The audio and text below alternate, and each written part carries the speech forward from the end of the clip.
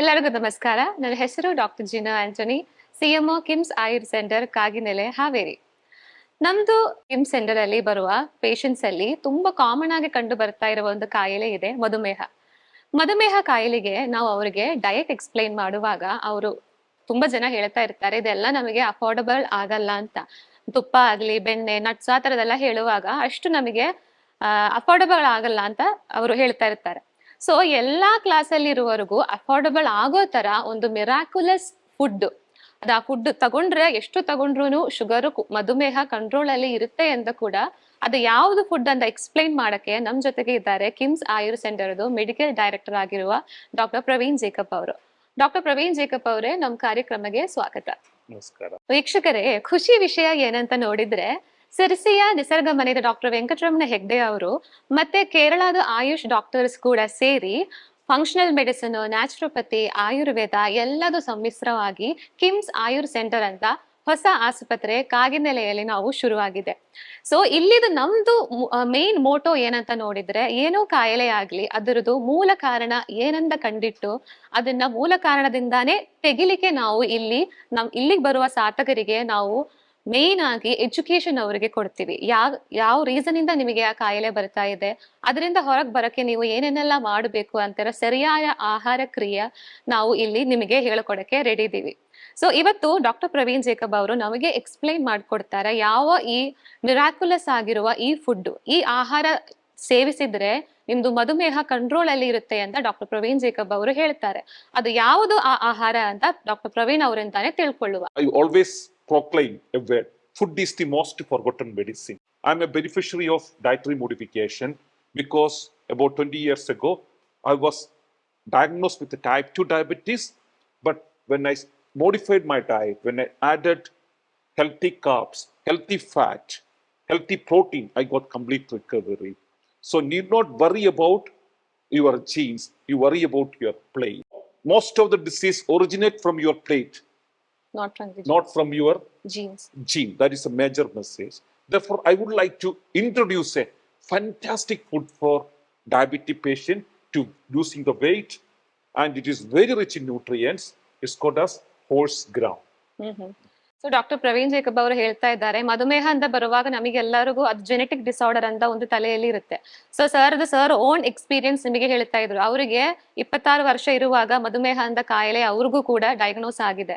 But ಅವರು ಸರಿಯಾಗಿರುವ ಆಹಾರದಿಂದ, ಸರಿಯಾಗಿ ಕೊಬ್ಬಿನ ಅಂಶ, ಸರಿಯಾಗಿ ಪ್ರೋಟೀನ್ ಅಂಶ, ಸರಿಯಾಗಿ ಮೆಷರ್ ಅಲ್ಲಿ ಕಾರ್ಬೋಹೈಡ್ರೇಟ್ಸ್ ತಗೊಳ್ಳೋದ್ರಿಂದ ಆ ಡಯಾಬಿಟಿಸ್ ಇಂದ ಹೊರಗೆ ಬರಕ್ಕೆ ಅವ್ರಿಗೊಂದು ಸಾಧ್ಯ ಆಗಿದೆ. ಸೊ ಈ ಡಯಾಬಿಟಿಸ್ ಅಂದಿರೋದು ರಿವರ್ಸ್ ಮಾಡಕ್ಕೆ ಆಗುವ ಒಂದು ಕಾಯಿಲೆ ಅಂತ ಸರ್ ಹೇಳ್ತಾ ಇದೆ. ಸೊ ಆ ಕಾಯಿಲೆಗೆ ನಿಮ್ಗೆ ತುಂಬಾ ಹೆಲ್ಪ್ ಆಗುವ ಒಂದು ಆಹಾರದ ಬಗ್ಗೆ ಸರ್ ಇವತ್ತು ಹೇಳ್ತಾ ಇದ್ರು. ಆ ಆಹಾರ ಬೇರೆ ಯಾವುದೂ ಅಲ್ಲ, ಹುರುಳಿ ಕಾಳು ಅಂತಿರೋದು.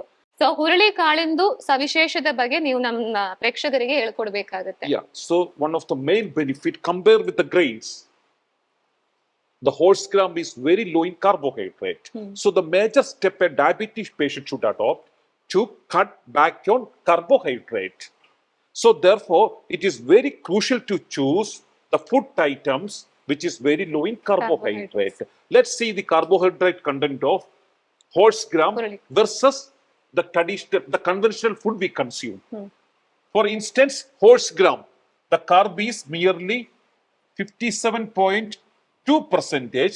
In comparison, white rice hold 82% of carbohydrate, 82%, and wheat 74%, little millet 67% of carbohydrate. But you see the horse gram very low in carbohydrate.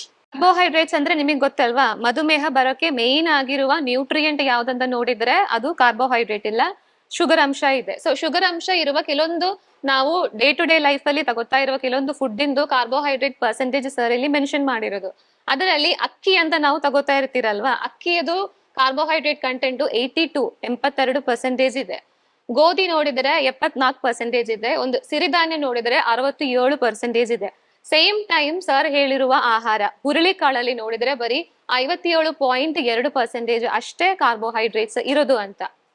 No, as far as protein is concerned, it's one of the richest sources of protein. Please bear in the mind, most of the Indian have protein, energy, malnutrition. The recommendation is 1 gram protein per kg body weight. So for instance, I'm 75 kg. I require every day 75 gram of protein. So most of the Indians are deprived of protein.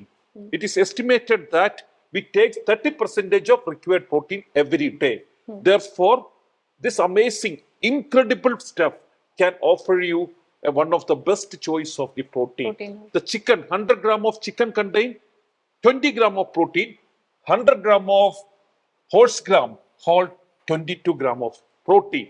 So it's an incredible source of protein. Initially, in comparison, rice contain 2.7% of protein in 100 gram.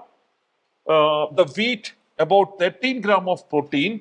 Little millet, ಸಿರಿಧಾನ್ಯಗಳಲ್ಲಿ ಒಂದು 10 gram protein is the average, 7 to 10 gram. But in ಹುರುಳಿಕಾಳು, it is 10 gram. That's what I told. It is the incredible food, one of the best food choice for diabetic patient. So ನಮ್ದು next micronutrient protein ಬಗ್ಗೆ ನೋಡಿದ್ರೆ, protein ನಮಗೆ ತುಂಬಾ important ಆಗಿರೋ ಒಂದು nutrient. ನಾವು south part ಅಲ್ಲಿ ನೋಡಿದ್ರೆ ನಮ್ದು ಪ್ರೋಟೀನ್ ಅಂಶಗಳು ನಾವು ತಗೊಳ್ಳೋದು ತುಂಬಾ ಕಡಿಮೆ ಇದೆ. ಸರ್ ಹೇಳಿದ ಪ್ರಕಾರ ನಮ್ದು ಪ್ರತಿ ಕೆಜಿಗೆ ಪ್ರತಿ 1 ಗ್ರಾಮ್ ಪ್ರೋಟೀನ್ ಬೇಕು. 75 ಕೆಜಿ ಇದ್ರೆ 75 ಗ್ರಾಮ್ ಪ್ರೋಟೀನ್ ಬೇಕು ದಿನ ನಮ್ದು ಆಹಾರದಲ್ಲಿ. ಬಟ್ ನಾವು ಅಷ್ಟೊಂದು ಪ್ರಮಾಣದಲ್ಲಿ ಪ್ರೋಟೀನ್ ಅಂಶಗಳು ನಾವು ತಗೊಳ್ಳಲ್ಲ.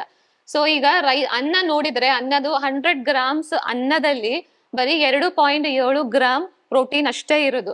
ಸೇಮ್ ಟೈಮ್ ಗೋಧಿಯಲ್ಲಿ ನೋಡಿದ್ರೆ 13 ಗ್ರಾಮು, ಸಿರಿಧಾನ್ಯಗಳಲ್ಲಿ ಬರೀ 9.7 ಗ್ರಾಮ್ ಪ್ರೋಟೀನ್ ಅಂಶಗಳು ಅಷ್ಟೇ ಇರೋದು. ಸೊ ನಾವು ಅನ್ಕೋತೀವಿ ನಾನ್ ವೆಜ್ ಫುಡ್ಗಳಿಂದ ಅಷ್ಟೇ ಬರೋದು ಅಂತ. ಡಾಕ್ಟರ್ ಏನ್ ಹೇಳ್ತಾ ಇದೆ ಅಂದ್ರೆ, ಒಂದು 100 ಗ್ರಾಮ್ ಚಿಕನ್ ಇಂದ ಬರೀ 20 ಗ್ರಾಮ್ ಪ್ರೋಟೀನ್ ಬರುವ ಟೈಮಲ್ಲಿ ಒಂದು 100 ಗ್ರಾಮ್ ಹುರುಳಿಕಾಳಿಂದ 22 ಗ್ರಾಮ್ ಪ್ರೋಟೀನ್ ಬರುತ್ತೆ. ಸೊ ನೀವು ಸಸ್ಯಾಹಾರಿಗಳಾದ್ರೂ ಕೂಡ ನಿಮಗೆ ಹುರುಳಿಕಾಳು ನೀವು ದಿನ ಸೇವಿಸಿದ್ರೆ 22 ಗ್ರಾಮ್ ಪ್ರೋಟೀನ್ 100 ಗ್ರಾಮ್ ಇಂದ ನಿಮಗೆ ಬರುತ್ತೆ. So one more benefit, amazing benefit of horse gram. It's very rich in calcium. Let me show you the calcium in millet, siridhanyu. Little millet, the calcium is merely 17 milligram in 100 gram, but in horse gram, it holds 287 milligram of calcium. Rice, merely 10 milligram, and followed by wheat, hold 34 milligram of calcium. So it is an amazing source of calcium. You know, most of the Indian population, they started limping just after crossing 40 years. The osteoporosis is highly prevalent for Indian population because of lack of adequate intake of calcium in the diet. So it's a cheap source of calcium as well. Okay, so ಹುರುಳಿಕಾಳಿಂದು ಒಂದೊಂದಾಗಿರುವ nutrient basis ಬಗ್ಗೆ ಕೂಡ sir explain ಮಾಡ್ತಾ ಇದ್ದಾರೆ. ನಾವು ಅದು carbohydrates protein ಅಂಶ ನೋಡಿದಿರಲ್ಲ, ಅದೇ ತರ ಕ್ಯಾಲ್ಸಿಯಂದ ಇಂಪಾರ್ಟೆನ್ಸ್ ಕೂಡ ಸರ್ ಹೇಳ್ತಾ ಇದ್ರು. ನಾವು ನಮ್ದು ದೈನಂದಿನ ಆಹಾರದಲ್ಲಿ ಕ್ಯಾಲ್ಸಿಯಂ ಎಷ್ಟು ಬೇಕು ಆ ಪ್ರಮಾಣದಲ್ಲಿ ತಗೊಂಡಿಲ್ಲ ಅಂದಿದ್ರೆ ಒಂದು ಏಜ್ ಆದ್ಮೇಲೆ ಓಸ್ಟಿಯೋಪೋರೋಸಿಸ್, ಓಸ್ಟಿಯೋ ಆರ್ಥರೈಟಿಸ್ ಆ ತರ ಸಂಧಿವಾದಗಳು ಬರೋಕೆ ಚಾನ್ಸಸ್ಗಳು ಜಾಸ್ತಿ. ಸೊ ನೀವು ಹುರುಳಿಕಾಳು ಒಂದು 100 ಗ್ರಾಮ್ ತಗೊಳ್ಳುವಾಗ ನಿಮಗೆ 277 ಮಿಲಿಗ್ರಾಮ್ ಕ್ಯಾಲ್ಸಿಯಂ ನಿಮಗೆ ಬರೋದು. ಸೇಮ್ ಟೈಮ್ ನೀವು ಅನ್ನ ಆಗ್ಲಿ, ಗೋಧಿ ಆಗ್ಲಿ, ಸಿರಿಧಾನ್ಯ ಆಗ್ಲಿ ನೀವು ನೋಡಿದ್ರೇನೆ ನಿಮಗೆ ಗೊತ್ತಾಗುತ್ತೆ, ಬರೀ 10-34 ಅಷ್ಟೇ ಮಿಲಿಗ್ರಾಮ್ ಅಲ್ಲಿ ನಿಮಗೆ ಕ್ಯಾಲ್ಸಿಯಂ ನಿಮ್ಮ ಆಹಾರದಲ್ಲಿ ಸಿಗೋದು. ವೀಕ್ಷಕರೇ, ನಿಮಗೆ ಗೊತ್ತಾಗಿದೆ ಅಂತ ಅನ್ಕೋತೀವಿ. ಸೊ ಡಾಕ್ಟರ್ ಪ್ರವೀಣ್ ಅವರು ನಮಗೆ ಒಂದು ಅದ್ಭುತವಾಗಿರುವ ಒಂದು ಆಹಾರದ ಬಗ್ಗೆ ಇವಾಗ ತುಂಬಾ ಸರಳವಾಗಿ ನಮಗೆ ಎಕ್ಸ್ಪ್ಲೈನ್ ಮಾಡಿ ಕೊಟ್ಟಿದ್ದಾರೆ. ಅವರು ಹುರುಳಿಕಾಳಿಂದ ಇಂಪಾರ್ಟೆನ್ಸ್, ಅದರಿಂದ ನಾವು ತಗೊಂಡ್ರೆ ಎಷ್ಟು ಗ್ರಾಮ್ ತಗೋಬಹುದು, ಅದರಲ್ಲಿ ಎಷ್ಟು ಶುಗರ್ ಪರ್ಸೆಂಟೇಜ್ ನಿಮಗೆ ಬರುತ್ತೆ ಅಂತೆಲ್ಲ ಸರ್ ತುಂಬಾ ಚೆನ್ನಾಗಿ ಎಕ್ಸ್ಪ್ಲೈನ್ ಮಾಡಿ ಕೊಟ್ಟಿದ್ದಾರೆ. ಸೊ ನಮ್ದು ಕಿಮ್ಸ್ ಆಯುರ್ ಸೆಂಟರ್ ಹಾವೇರಿಯಲ್ಲಿ ನಾವು ಇದೇ ತರ ಯಾವುದೋ ಕಾಯಿಲೆ ಆಗ್ಲಿ ಅದ್ರದ್ದು ಮೂಲ ಕಾರಣ ಒಂದು ಕಂಡಿಟ್ಟು ಅದಕ್ಕೆ ಟ್ರೀಟ್ಮೆಂಟ್ ಕೊಡಕ್ಕೆ ನಾವು ರೆಡಿ ಇದೀವಿ. ಸೊ ಇದು 75 ಬೆಡೆಡ್ ಹಾಸ್ಪಿಟಲ್ ಇದೆ. ಈ ಹಾಸ್ಪಿಟಲ್ ನಿಮಗೆ ಅಡ್ಮಿಷನ್ ಬೇಕು ಅಂದಿದ್ರೆ ಕೆಳಗೆ ಬರ್ತಾ ಇರುವ ನಂಬರಿಗೆ ಕರೆ ಮಾಡಿ. ಕಿಮ್ಸ್ ಆಯುರ್ ಸೆಂಟರ್ ಹಾವೇರಿಯಲ್ಲಿ ಆಯುರ್ವೇದ ಡಾಕ್ಟರ್ಸು, ನ್ಯಾಚುರೋಪತಿ ಡಾಕ್ಟರ್ಸು, ಸೈಂಟಿಸ್ಟ್ಗಳು ಎಲ್ಲರೂ ಸೇರ್ಕೊಂಡು ನಿಮ್ದು ಮೂಲ ಕಾರಣ ಏನಿದೆ ಅಂತ ಕಂಡಿಟ್ಟು ಅದಕ್ಕೆ ಟ್ರೀಟ್ಮೆಂಟ್ಸ್ ಕೊಡಕ್ಕೆ ರೆಡಿ ಆಗಿದೆ. ಇದೊಂದು 75 ಬೆಡೆಡ್ ಆಸ್ಪತ್ರೆ ಇದೆ. ಈ ಆಸ್ಪತ್ರೆಗೆ ಅಡ್ಮಿಷನ್ ಬೇಕು ಅಂದಿದ್ರೆ ಕೆಳಗೆ ಬರ್ತಾ ಇರುವ ನಂಬರಿಗೆ ಕರೆ ಮಾಡಿ. ಇದೇ ತರ ನಮ್ಮ ವೀಕ್ಷಕರಿಗೆ ಹೆಲ್ಪ್ಫುಲ್ ಆಗಿರುವ ವಿಡಿಯೋಸ್ ಆಗಿ ನಾವು ಇನ್ನೂ ಇದೇ ಚಾನಲ್ ಅಲ್ಲಿ ಬರ್ತೀವಿ. ಅಷ್ಟು ತನಕ ಡಾಕ್ಟರ್ ಪ್ರವೀಣ್ ಜೇಕಬ್ ಅವರಿಗೆ ಧನ್ಯವಾದಗಳು.